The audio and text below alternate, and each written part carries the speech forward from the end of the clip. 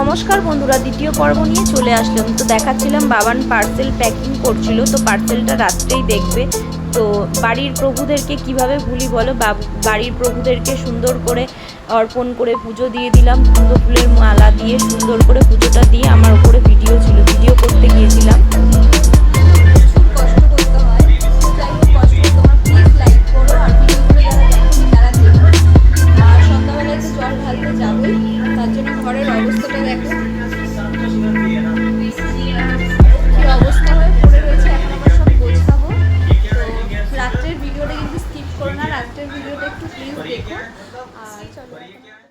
আর রাত্রের একটু কেনাকাটি করতে গিয়েছিলাম, কেনাকাটির মধ্যে অনেক কিছু ছিল। তো যেটা বলছিলাম, আমি একটু প্রতি বছর বাবান যখন ছোট ছিল তখন আমি একটু সামান্য কিছু টিউশনি করতাম, সেই টিউশনির টাকা জমিয়ে রাখতাম এই দিনটার জন্য।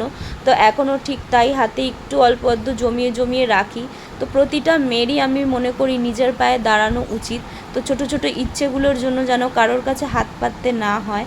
তো আমারও খুব ইচ্ছে জানো, আমার এই ছোট ছোট ইচ্ছেগুলো পূরণ করব।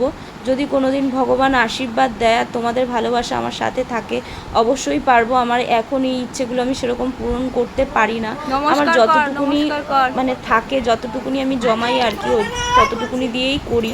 আমার সেরকম একটা সামর্থ্য নেই বলে পারি না। তো যাই হোক, যদি কোনোদিন হয় ঠাকুরের আশীর্বাদ, তো চলো।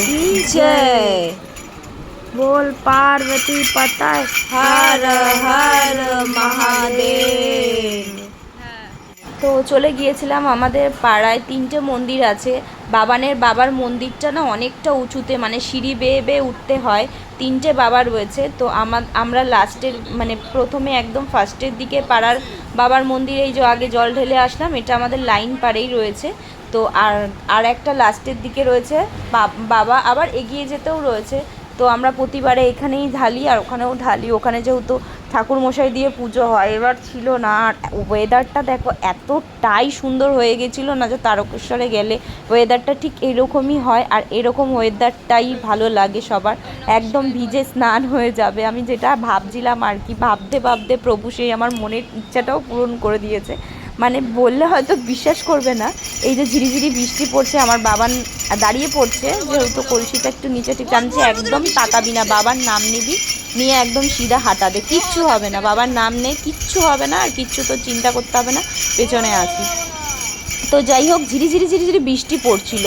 আর লাস্টে এই যে দেখো স্টার্ট হয়েছে হালকা হালকা নমস্কার পড়া। এবার যখন জল ঢালা একদম বাবানদের কমপ্লিট, আমি যেটা চেয়েছিলাম পুরো ভিজে স্নান করে বাবার মন্দিরে মানে বাবার মাথায় জল ঢেলেছি। এই যে দেখো, এই যে এই বাবার বেশিরভাগ ভিডিও করি, এই যে আমাদের পাড়ার মন্দিরের বাবা। আমার যে কী ভালো লাগে, মনে হয় সারাক্ষণ এই মন্দিরেই বসে থাকি। তো যাই হোক, দেখো বাবাকে সাজানো করা হয়েছিল, মানে অঙ্গরাজ করা হয়েছিল সদ্যমাত্র। আর তখনই আমরা গেছি জল ঢালতে। তো যাই হোক, এই যে বলেছিলাম, ভাইগুলো কি সুন্দর কলসিটা করে দিয়েছিল, কলসির মুখে নারকেল দিয়ে মাটি দিয়ে ওরা সুন্দর করে আটকে দিয়েছিল, যেটা বলছিলাম অনেকটা সাহায্য করেছিল। তো যাই হোক, নমঃ শিবায়, ওম নমঃ শিবায়, ওম নমঃ শিবায়। বাবা তুমি সবাইকে ভালো রেখো, বাবা তুমিও ভালো থেকো, সবাই যেন ভালো হয়। বাবা দেখো, সবাই যেন রোগ ব্যাধি দূর হয়। প্রভুকে আমি সবসময় একটা কথা বলি, তুমি সবাইকে ভালো রেখো বাবা, তুমিও ভালো থেকো। আর এটুকুনি বলার। তো যাই হোক, পুরো ভিজে গেছি, দেখো কী অবস্থা, মানে আমার এতটা আনন্দ হচ্ছিলো তোমাদের বলে বোঝাতে পারবো না। তো পুরো ভিজে গেছি, পুরো ঝমঝমিয়ে ঝড় আর বৃষ্টি। আর যাই হোক, বাচ্চাদের জন্য একটু সামান্য কিছু আমার আমার সামর্থ্য অনুযায়ী নিয়ে গিয়েছিলাম। তো যাই হোক, এই টাইম এত ঝড় বৃষ্টি কোনো বাচ্চাই আসবে না, তো আমি হাতের সামনে যাদেরকে পেয়েছি তাদেরকে দিয়ে দিয়েছি। মানে এই ভাইরা দাদারা সবাই এইখানেই থাকে, এই মন্দিরেই থাকে, তো ওরাই ছিল, ওদের হাতেই দিয়ে দিয়েছি। আর আমাদের বাড়ির ঠাম্মাও ছিল, ওই যে ঠাম্মার পাশে একটা কাকিমা। আমি যাদের হাতের সামনে পেয়েছি তাদের, তো প্রতিবারে আমি লাড্ডু নিই, তো এইবারে আবার একটু বিস্কুট নিলাম। তো লাড্ডু আর লজেন্সি দিই, এইবার আমি একটু ভাবলাম বিস্কুট দিই। তো যাই হোক, ভিডিওটা কেমন লাগলো অবশ্যই বলো। ভিডিওটা ভালো লাগলে লাইক কমেন্ট শেয়ার করো। আর চ্যানেলটা যারা এখনও সাবস্ক্রাইব করোনি, প্লিজ তোমরা আশীর্বাদ করো, আমি যেন অনেক বড় হতে পারি। আমার মনের অনেক ইচ্ছে, তোমাদের ভালোবাসা না থাকলে আমি সত্যি বলছি এগোতে পারবো না। আমার অনেক ইচ্ছে, মানে সেটা তোমাদের হয়তো বলেও বোঝাতে পারবো না। তোমরা সবাই আশীর্বাদ করো, দুহাত ভরে তোমাদের আশীর্বাদ নিয়ে যেন এগোতে পারি। আর ভগবানের আশীর্বাদ তো আছেই। তো ওই যে দেখো ওই পুচকু সোনা একদম সাইডে বসে রয়েছে, দেখতেই পাচ্ছ। তো ওকেও আমি দিয়েছিলাম, কিন্তু সবাই বলছে মারে হাত দিয়ে কেড়ে নেয়। তো যাই হোক আমার দিয়ে কিছুই করেনি, দুটোই নিয়েছে। হাত দিয়ে নাকি কেড়ে নেয়, থাপ্পড় মেরে দেয়, কিছুই হয়নি। তো ওকেও দিয়েছিলাম। যাই হোক এবার বাড়িতে যাওয়ার পালা। পুরো ভিজে ভিজে গিয়েছি, ফোন তো ছিল হাতে, ফোনটা নিয়ে একটু ভয় ছিল, অনেক কষ্ট করে ফোনটা কিনেছি তো ওই কারণেই। তো এই যে দেখো পুরো জল হয়ে গেছে বাড়ির সামনেটা, আমি পুরো ভিজে স্নান করে আবার বাড়িতে গেলাম। মা করেছিল নারকেল দিয়ে ছোলার ডাল, লুচি, আর ছিল পায়েস। হচ্ছে এইটাও আমাদের বাড়িতে দিয়ে দিয়েছিল প্যাকিং করে। আমাদের মানে শ্বশুর বাড়িতে এই একই খাবার হয়েছে, যেহেতু 3-4 দিন ধরে নিরামিষ খাওয়া হচ্ছিল। মানে শনিবার, রবিবার, সোমবার আর মঙ্গলবার তো আমাদের বাড়ি নিরামিষ, তোমরা সবাই জানো। 4 দিন পর পর টানা নিরামিষ চলছিল।